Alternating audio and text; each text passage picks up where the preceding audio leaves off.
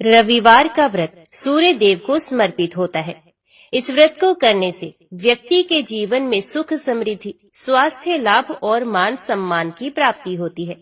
ऐसा माना जाता है कि इस व्रत को करने से सूर्य देव प्रसन्न होते हैं और भक्त को ऊर्जा, आत्मविश्वास और सफलता प्रदान करते हैं। सूर्य देव को आयु और स्वास्थ्य का देवता माना जाता है। इस व्रत से नेत्र, हृदय और हड्डियों की समस्याओं में लाभ होता है। ये व्रत नौकरी, व्यापार और सामाजिक प्रतिष्ठा को बढ़ाता है। कुंडली में सूर्य ग्रह कमजोर हो तो ये व्रत करने से उसका प्रभाव कम होता है। घर में सुख, समृद्धि और सौहार्द बना रहता है। पौराणिक कथा के अनुसार प्राचीन काल में एक वृद्ध महिला थी जो बहुत गरीब थी। वह रविवार के दिन व्रत रखती और सूर्य देव की उपासना करती थी। एक दिन सूर्य देव ने उसकी परीक्षा लेने के लिए एक साधु का रूप धारण किया और उससे भोजन मांगा। वृद्धा ने कहा कि वह उपवास पर है और उसके पास देने के लिए कुछ भी नहीं है, लेकिन उसकी भक्ति को देखकर सूर्य देव भगवान जो साधु बने हुए थे वो प्रसन्न हो गए और आशीर्वाद दिया कि वे धन धान्य से संपन्न हो जाएगी। कुछ ही दिनों में उसके घर में समृद्धि आ गई और उसकी गरीबी दूर हो गई। जब गांव के अन्य लोगों ने ये देखा तो वे भी रविवार का व्रत करने लगे। इस प्रकार रविवार व्रत की महिमा पूरे क्षेत्र में फैल गई और लोग इसे करने लगे। इस व्रत को करने के लिए प्रातः उठकर स्नान कर लाल वस्त्र धारण करें, सूर्य देव को जल अर्पित करें, सूर्य देव के मंत्रों का जाप करें, दिन भर फलाहार करें और अन्न न खाएं, सूर्य देव की कथा सुने और आरती करें। शाम को सूर्यास्त के बाद व्रत खोलें। इस दिन नमक और तेल का सेवन नहीं करना चाहिए। क्रोध और कटु वचन से बचें, दूसरों की सहायता करें और दान दें। इस प्रकार रविवार व्रत करने से सूर्य देव की कृपा प्राप्त होती है और जीवन में सुख, शांति व समृद्धि आती है। तो चलिए अब सुनते हैं सूर्य देव की पौराणिक कथा। एक था राजा और एक थी रानी।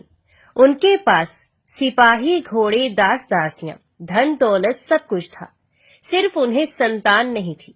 इसी कारण राजा रानी बहुत ही दुखी रहते थे। संतान प्राप्ति के लिए उन्होंने हर तरह का दान, धर्म, धार्मिक अनुष्ठान, जप, मंत्र, व्रत, पूजा पाठ किए, लेकिन कोई फायदा नहीं हुआ। अब राजा रानी दोनों ही बुढ़ापे की ओर बढ़ते गए। बुढ़ापे की ओर बढ़ते गए तो होता क्या है कि दोनों गहन सोच में पड़ गए। अब हमारे इतने बड़े राज्य का क्या होगा? कौन बनेगा इस राज्य का वारिस? कौन लेगा प्रजा की जिम्मेदारी? राजा रानी दिन रात इसी चिंता में घुलने लगे। उन्हें खाने पीने की भी सुध न रही। तो एक सुबह होता क्या है कि राजा के दरबार में एक साधु आता है। तो दासी रानी को इत्तला करती है। तब वे दासी से कहती है, ये मेरा अंतिम दान धर्म है, इसके बाद मैं अपने हाथों से कोई भी दान धर्म नहीं करूंगी। रानी चावल भरा साज हाथ में लेकर बाहर आती है और साधु की झोली में भिक्षा डालने के लिए आगे बढ़ती है। तो उसके चेहरे पर छाई उदासी साधु की दृष्टि में आ जाती है और वे उससे पूछता है, रानी साहबा क्या हुआ है, आप इतनी उदास क्यों है? तब रानी साधु को सारी हकीकत बताती है और सिसकने लगती है। उस पर वह साधु कुछ पल गंभीर हो जाता है और कहता है, रानी साहबा चिंता मत करना, आपकी संतान की इच्छा पूरी हो जाएगी। आपकी कोख से एक पुत्र जन्म लेगा। मात्र वह 14 साल तक ही आप लोगों को मिलेगा। उसके आगे वह इस मृत्यु लोक में नहीं रह पाएगा। इससे बढ़कर आपको कुछ देना मेरे लिए संभव नहीं। अपनी बात पूरी करते उसने अपनी झोली में हाथ डाला, थोड़ी सी भभूत निकालकर रानी को दी और कहा, आप और महाराज दोनों इसे बांटकर ग्रहण करना, तुम्हें जल्दी ही पुत्र की प्राप्ति होगी। इतना कहकर साधु अपनी राह चला गया। उसके जाने के बाद रानी सोचने लगी, 14 साल तो 14 साल ही सही, उतने समय के लिए हमें पुत्र मिलेगा, ये काफी है। उतने साल तक मैं उसे जी जान से बड़ा करूंगी, उसे ढेर सारा लाड़ प्यार करूंगी, अपनी संतान की मुराद पूरी करूंगी। उस रात अपना सारा राजकाज खत्म करके राजा जब रानी के महल में गए तो रानी ने क्या किया कि राजा को सारी बात बताई और साधु की दी भभूत राजा को दिखाकर बोली, साधु महाराज ने ये भभूत हम दोनों को ग्रहण करने के लिए कहा है। तो राजा बोले, इतना दान धर्म किया, जप तप किया, कोई फल नहीं मिला, अब इस भभूत से हमें संतान प्राप्ति होगी क्या? उस पर रानी बोली, जब इतना सब कुछ किया तो अब ये भी सही, खामखा उस साधु के क्रोध को क्यों बुलावा दे। राजा को अब किसी पर विश्वास नहीं था, लेकिन पत्नी को दुख न पहुंचे इसलिए वह राजी हो गया। राजा राजी हो गया तो फिर क्या होता है कि राजा रानी दोनों नहाते धोते हैं, फिर अपने भगवान का नाम स्मरण करते हैं, अपने पुरखों को स्मरण करते हैं और उस साधु महाराज का नाम स्मरण करके वे भभूत बांटकर दोनों खाते हैं। उसके बाद दोनों निश्चिंत होकर सो जाते हैं। तो कुछ दिन गुजर जाते हैं और साधु द्वारा कहे अनुसार रानी गर्भवती हो जाती है। उस पर राजा रानी दोनों की खुशी गगन में नहीं समाती। राजा रानी से बोला, महारानी सचमुच साधु महाराज की कृपा हो गई। तो 9 माह 9 दिन और 9 घंटे पूरे होकर रानी ने एक सुंदर गोरे पुत्र को जन्म दिया। राजा ने बड़ी धूमधाम से पुत्र का नामकरण संस्कार किया। सारे राज्य में 8 दिन तक अन्न संतर्पण रखा, उत्सव मनाया गया। अब पुत्र की कुंडली देखने के लिए राज्य के सबसे विद्वान पंडित जी को बुलवाया। तो कुंडली देखकर पंडित जी बड़े चिंतित हो गए और कहने लगे, महाराज हमारा राजपुत्र सिर्फ 14 साल तक हमारे पास रहेगा। राजा को इस बात की भनक थी, रानी को भी साधु महाराज की बात याद थी। दोनों चुप रह जाते हैं। उसके बाद राजा और रानी बड़े लाड़ प्यार से बेटे की परवरिश करते हैं, उसकी हर ख्वाहिश को पूरा करते हैं। थोड़े समय के लिए ही सही, भगवान ने संतान की अपनी मुराद पूरी कर दी, इसी से वे समाधान मानते हैं। राजपुत्र दिन प्रतिदिन बड़ा होता है। जब वे 7 साल का हो जाता है तो राजा एक अच्छे गुरु की नियुक्ति करके उसे पढ़ाई लिखाई, राजशास्त्र, शस्त्र विद्या, घुड़सवारी इत्यादि 12 विद्याओं का शिक्षण देते हैं। जब वह सब शस्त्र विद्या में पारंगत हो जाता है और 12 साल की उम्र का हो जाता है, तब एक अच्छी सी राजकन्या को खोजकर उसकी शादी कर देते हैं। तो 2 साल और बीत जाते हैं। बेटा 14 साल का हो जाता है। एक दिन राजपुत्र राजा से बोलता है, पिताजी मैं अपना सारा राज्य घूमकर देखना चाहता हूँ। आज तक मैंने सिर्फ इस राजवाड़े के अतिरिक्त कुछ नहीं देखा है। बेटे की बात सुनकर राजा चिंतित हो जाता है, क्योंकि पुत्र का 14वां साल शुरू हुआ था। अब कोई अनहोनी होने का वक्त नजदीक आ पहुंचा था। लेकिन राजा ये सब बातें पुत्र को बता नहीं सकता था। वह क्या करता है कि चेहरे पर खुशी लाकर बेटे से कहता है, हाँ हाँ जरूर जाओ बेटा, तुम्हें अपना सारा राज्य घूमकर देखना चाहिए। कहाँ क्या है ये सब जानना चाहिए। कल मेरे बाद तुम्ही को तो राजा बनना है। मात्र एक बात का ध्यान रखें, तुम जहाँ जा रहे हो, क्या कर रहे हो, ये बात अपनी पत्नी को नहीं बताना। पुत्र कहता है, ठीक है पिताजी, आपने जो कहा है मैं वैसा ही करूंगा। तो होता क्या है कि राजपुत्र दिन भर अपनी पत्नी के साथ मौज मस्ती करता है, खुशियां मनाता है और रात को ठीक 12 बजे बिस्तर से उठकर बाहर चला जाता है। फिर पो फटने से पहले वापस अपने महल में आकर सो जाता है। ऐसे बहुत दिनों तक चलता रहा। अब पुत्र का 14वां साल खत्म होने में कुछ दिन ही बाकी रहते हैं। इतने में क्या होता है कि उसकी पत्नी यानी छोटी रानी रात में जाग जाती है। वे देखती है कि बिस्तर पर राजपुत्र नहीं है। ये महल में सब जगह देखती है तो राजपुत्र कहीं भी नजर नहीं आता। तो वे क्या करेगी, किससे कहेगी? वे चुपचाप रहती है। फिर भोर होने पर वे देखती है कि उसका पत्नी अपनी जगह पर ही सोया हुआ है। वे पति से कुछ नहीं पूछती। लेकिन दूसरी रात भी वैसे ही होता है, तीसरी रात, चौथी रात, ऐसे बहुत दिन तक चलता है। रानी बहुत ही चिंतित हो जाती है। पति रात को जाता कहाँ है, किससे मिलने जाता है? उसको मन में ढेर सारे सवाल उठते हैं, लेकिन उसे पूछने में उसे डर लगता है। शायद पति गुस्सा कर बैठे। सास ससुर से पूछने के बारे में सोचा तो उसकी कुल मर्यादा बीच में आ जाती है। तो इस तरह मन ही मन वे कुड़ती रहती है। इस हालत में उसे खाने पीने में भी दिलचस्पी नहीं होती। वे दुबली पतली हो जाती है। तो उस राज्य में फूल बेचने वाली एक बूढ़ी मालिन थी। ये हमेशा छोटी रानी को फूल देने के लिए उसके महल में आती थी। उस बुढ़िया का ध्यान छोटी रानी पर जाता है। ये उससे पूछती है, बेटी, तुम्हें किस बात का दुख है? तुम इस तरह सूख कर कांटा क्यों बनी हो? उस पर रानी कहती है, क्या बताऊं तुम्हें अम्मा, तुम्हारा राजपुत्र हर रात बिस्तर पर से उठकर कहीं चला जाता है और सुबह भोर होते ही वापस आकर सो जाता है। वे कहाँ जाता है? प्रेमिका से मिलने जाता है क्या? ये सोच सोचकर मैं अन्न जल ग्रहण नहीं कर पाती और सूख सूख कर इस तरह कांटा बन गई हूँ। बुढ़िया सब बात सुनकर उसे एक उपाय बताती है। तो बेटी ऐसा करना, आज रात तुम सोना मत, उसके पीछे जाकर देखना कि वे कहाँ जाता है, क्या करता है। उसकी अच्छी तरह से पहरेदारी करना। पर मुझे नींद आ गई तो?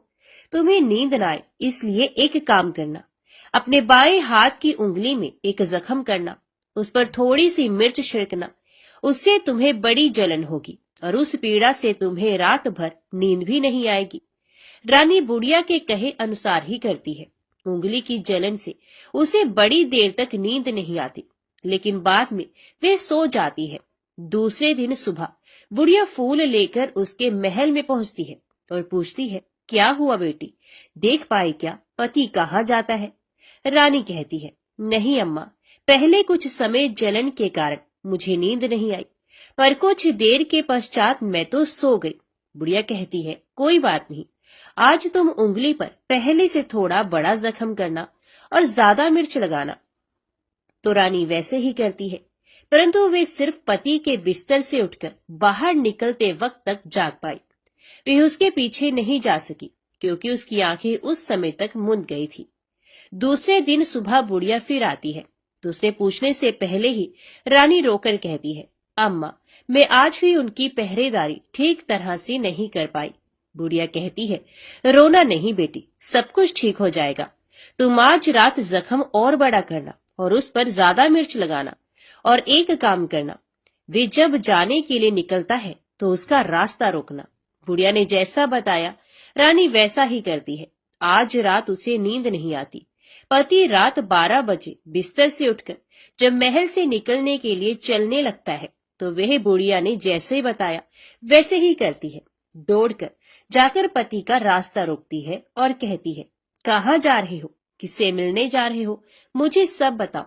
राजपुत्र उसे समझाने की बहुत कोशिश करता है।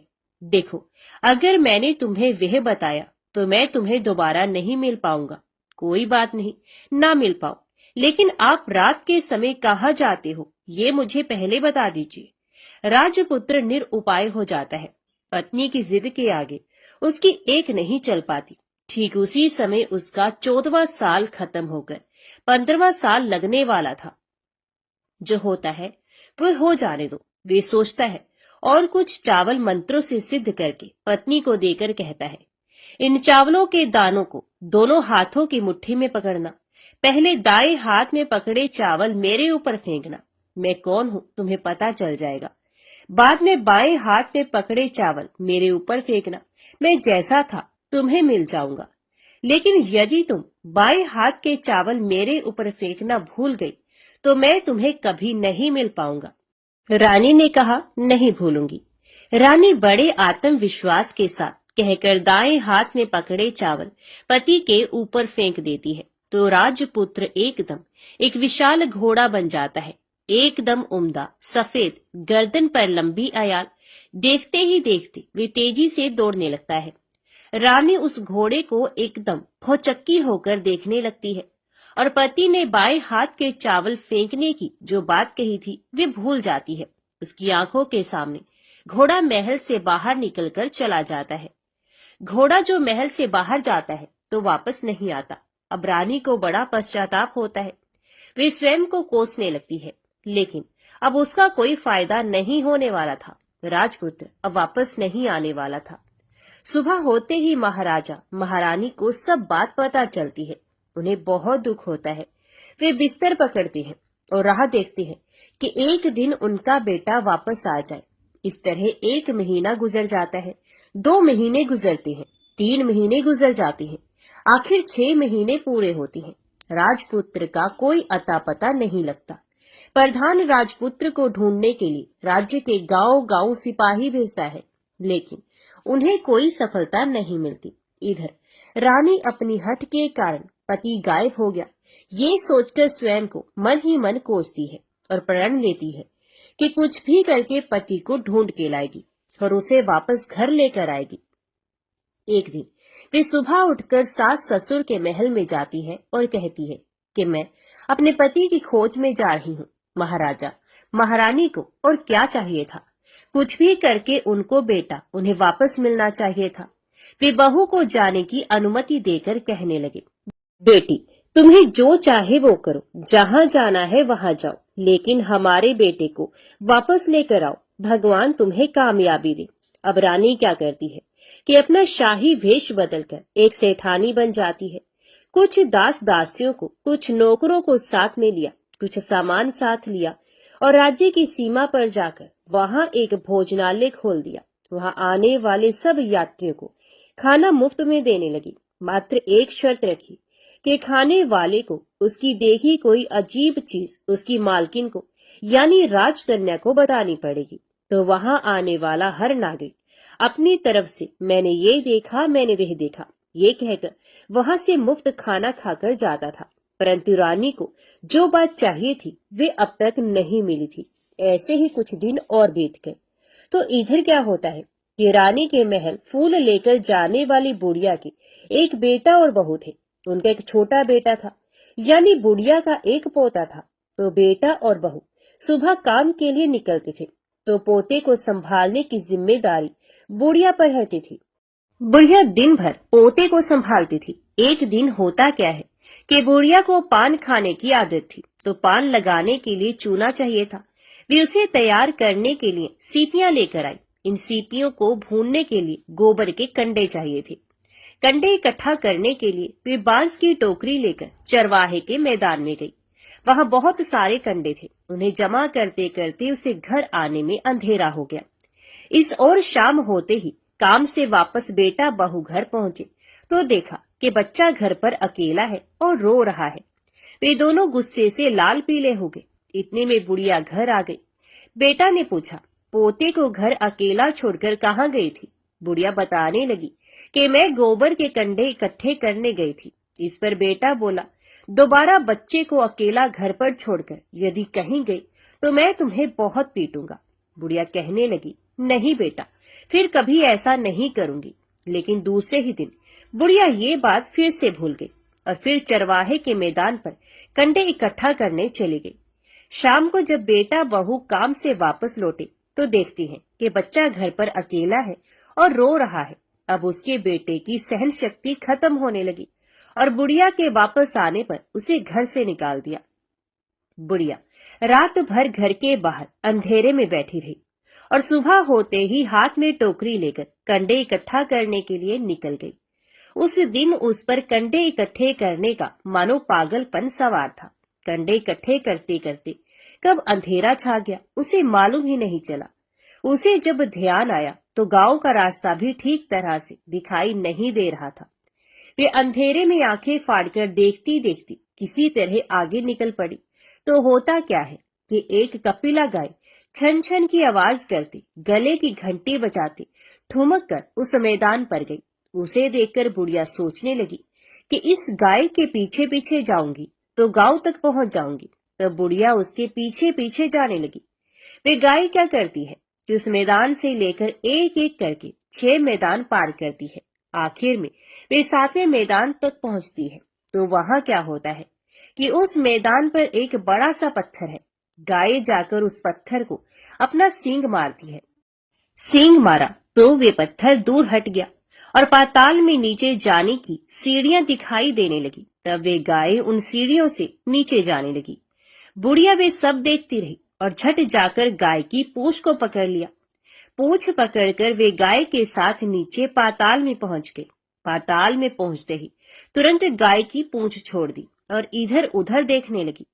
वहीं से बुढ़िया ने देखा कि पाताल में सब जगह जगमगाहट है, दिया दीप जलते हैं और तेज रोशनी गाय के ऊपर पड़ती है और वहां अद्भुत घटनाएं घटने लगी। गाय के नीचे जाते ही उसके गले में अपने आप सांकल पड़ गई और छमछम करके कोई दुधाड़ी में गाय का दूध दुहाने लगी। लेकिन जो कोई भी ये कर रहा था वे मात्र दिखाई नहीं दे रहा।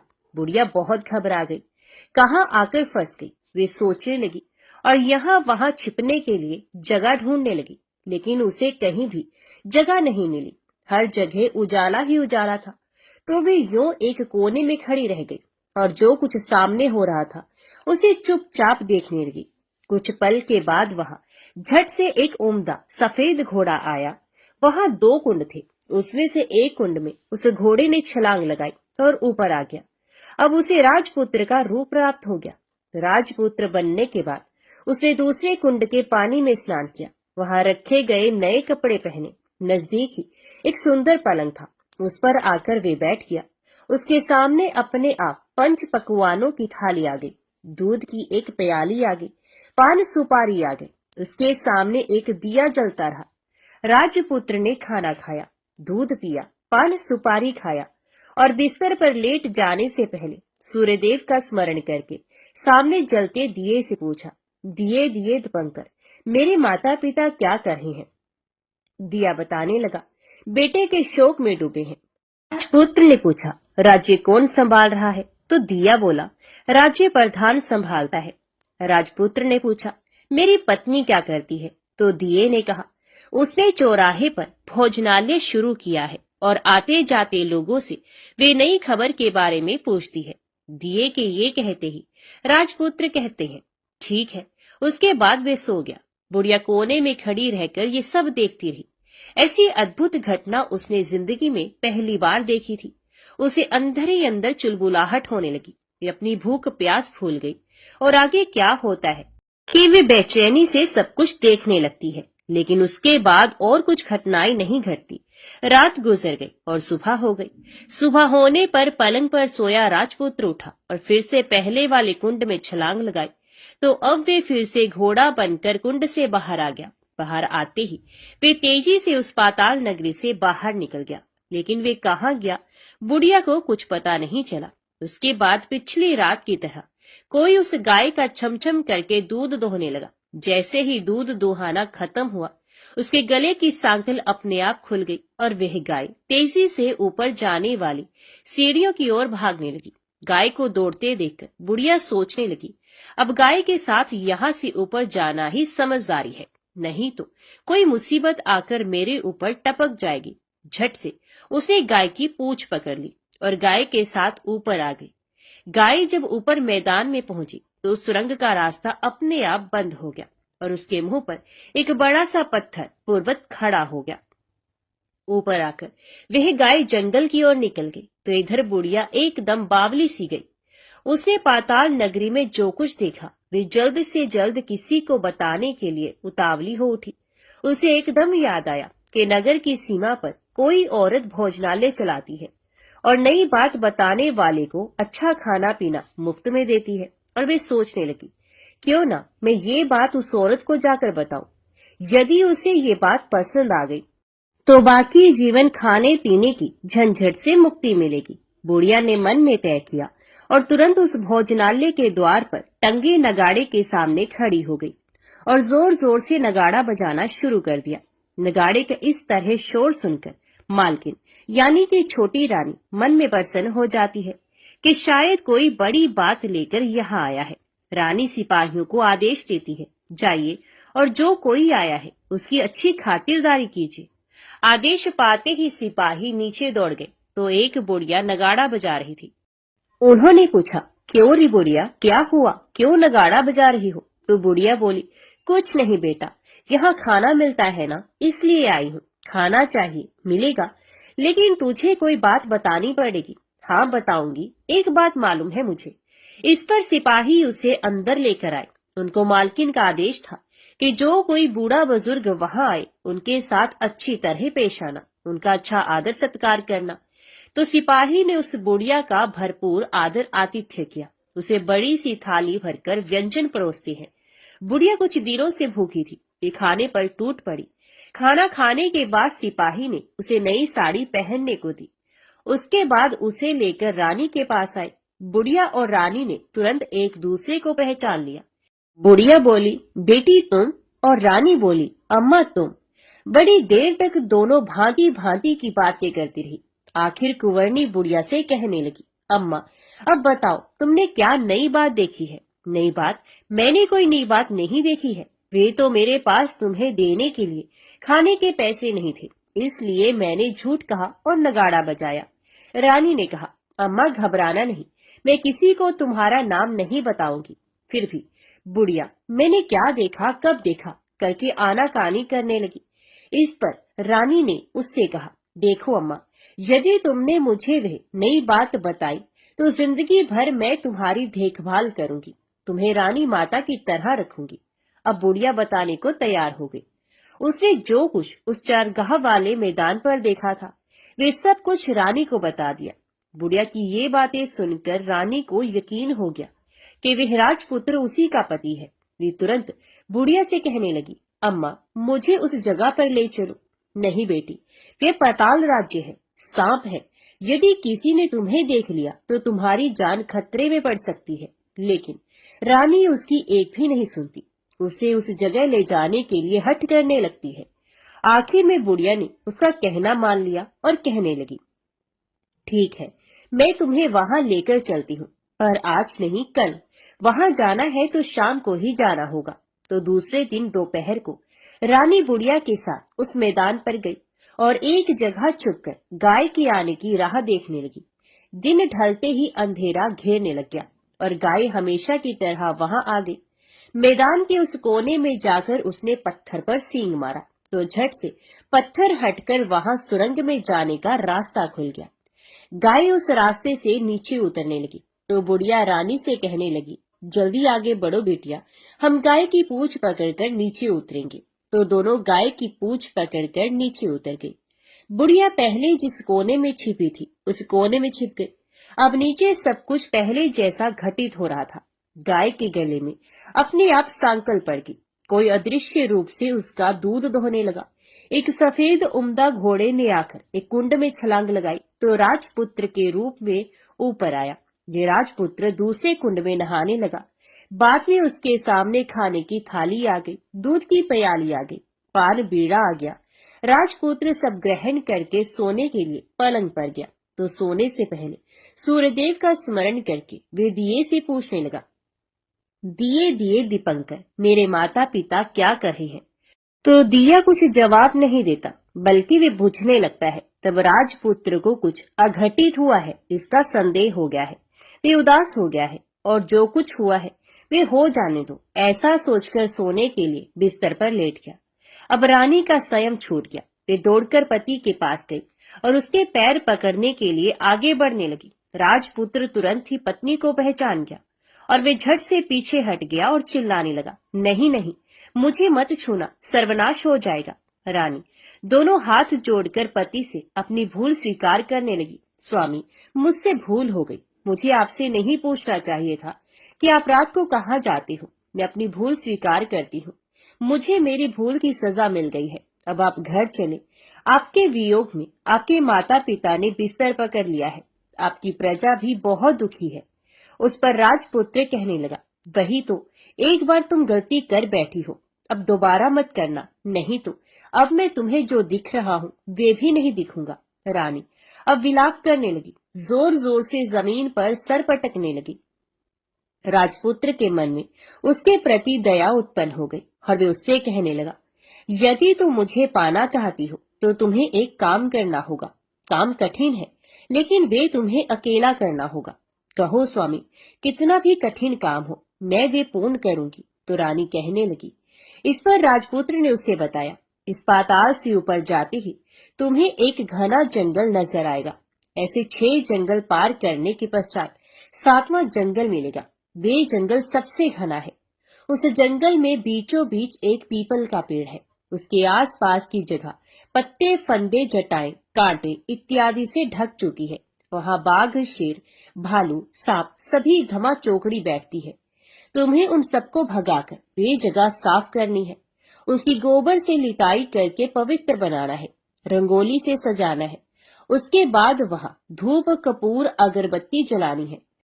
फूल कुमकुम से पेड़ के तने की पूजा करनी है, दूध दही से बने चावल का भोग चढ़ाना है। ये सब तुम्हें दोपहर को 12 बजने के पहले करना है।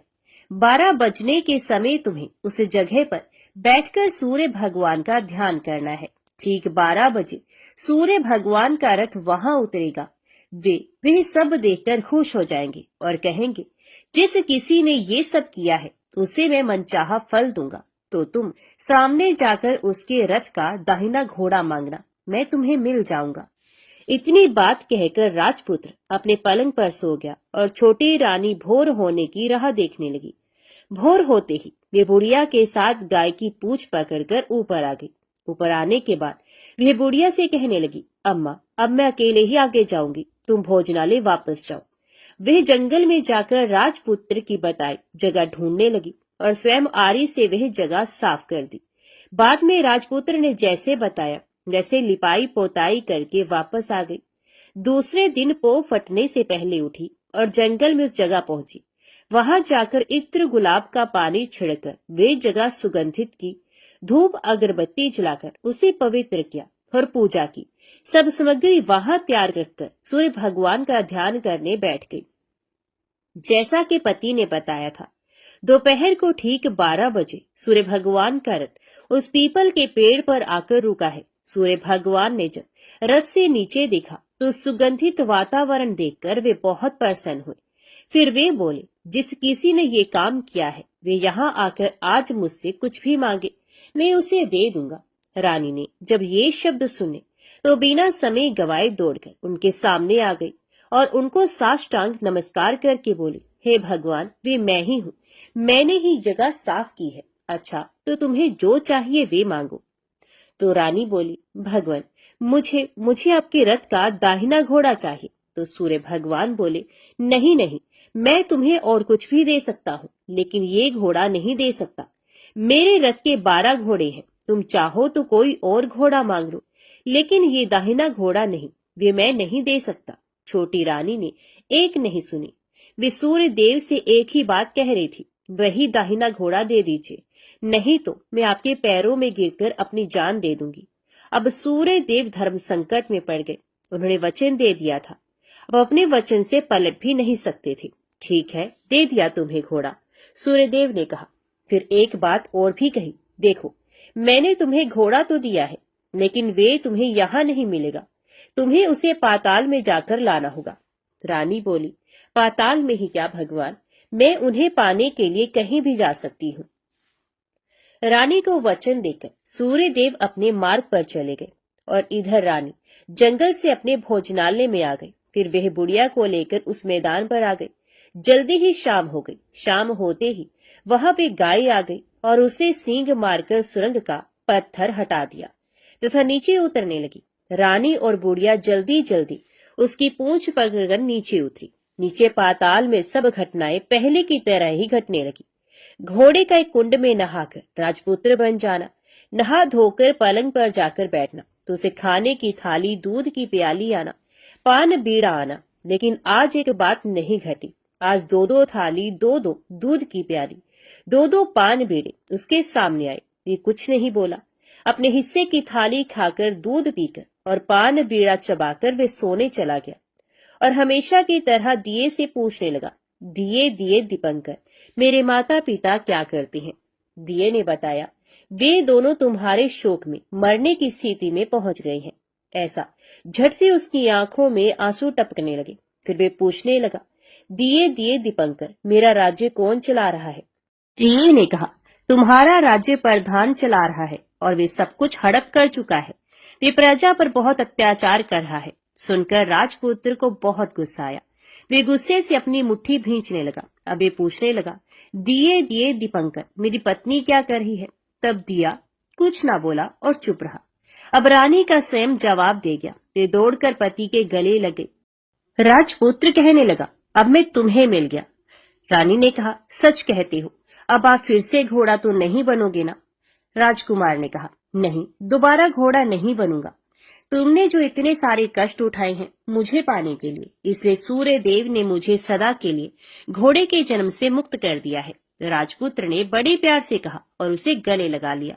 उसके आंसू पहुंचे। कुछ देर के पश्चात भोर हो गई तो गाय की श्रृंखला टूटकर वे ऊपर भूलोक जाने लगी। रानी, राजपुत्र और बुढ़िया उसकी पूंछ पकड़कर ऊपर आ गई। ऊपर आने पर वे सीधे भोजनालय में पहुंचे। वहां का सब सामान लोगों में बांट दिया और उसको ताला लगाकर अपने राज्य में लौट गए। राजपुत्र वापस आता और उसके तेवर देखकर प्रधान घबरा गया। राजपुत्र ने उसे बंदी बनाकर कैदखाने में डाल दिया और राज्य की वागडोर अपने हाथ में ले ली। उसके बाद वह अपने माता पिता को मिलने उनके महल में गया। तब राजपुत्र क्या देखता है कि उसके माता पिता उसके शोक में अस्थि पंजर बन गए हैं। पुत्र को वापस आया देखकर मरणासन राजा रानी की आंखों से टप टप आंसू बहने लगे। इन दोनों ने पुत्र को गले लगाया, उसे प्यार से सहलाया। इतना होने के बाद उनकी सेहत में एकदम सुधार आने लगा। वे अब बिस्तर से उठकर बैठ गए हैं, पुत्र को आशीष देने लगे हैं। राजपुत्र के आने की खबर तुरंत राज्य भर में फैल गई। प्रजा खुशी से फूली नहीं समाई। प्रजाजन राजमहल के सामने इकट्ठे हो गए। राजपुत्र ने भी उन्हें दर्शन दिए और आज से उन्हें कोई दुख नहीं पहुंचाएगा, ऐसा वचन भी दिया। अब राजा अपने पुत्र का राज्य अभिषेक करके उसे सिंहासन पर बिठाता है और बहू को महारानी का दर्जा देता है और स्वयं अपनी पत्नी के साथ ईश्वर स्मरण करते खुशी से दिन बिताता है। महाराजा बना राजपुत्र अच्छी तरह से राज्य चलाने लगा और अपनी पत्नी के साथ सुख शांति से जीवन बिताने लगा। उस बुढ़िया को रानी ने अपने पास ही रख लिया, उसकी अच्छी तरह से देखभाल करने लगी। बुढ़िया और उसके बुढ़ापे के दिन खुशी से गुजरने लगे। तो सब प्रेम से बोलो सूर्य नारायण भगवान की जय। आज की वीडियो में इतना ही। उम्मीद करती हूँ वीडियो आपको पसंद आई होगी। वीडियो पसंद आई हो तो वीडियो को लाइक और चैनल को सब्सक्राइब जरूर कीजिएगा। जय सूर्यदेव लिखकर कमेंट बॉक्स में अपनी हाजिरी और अपने सुझाव देना ना भूलेगा। तो मिलते हैं अगली कथा अगली वीडियो के साथ। तब तक के लिए देखते व सुनते रहिए। जय मां कंचक, जय माता दी।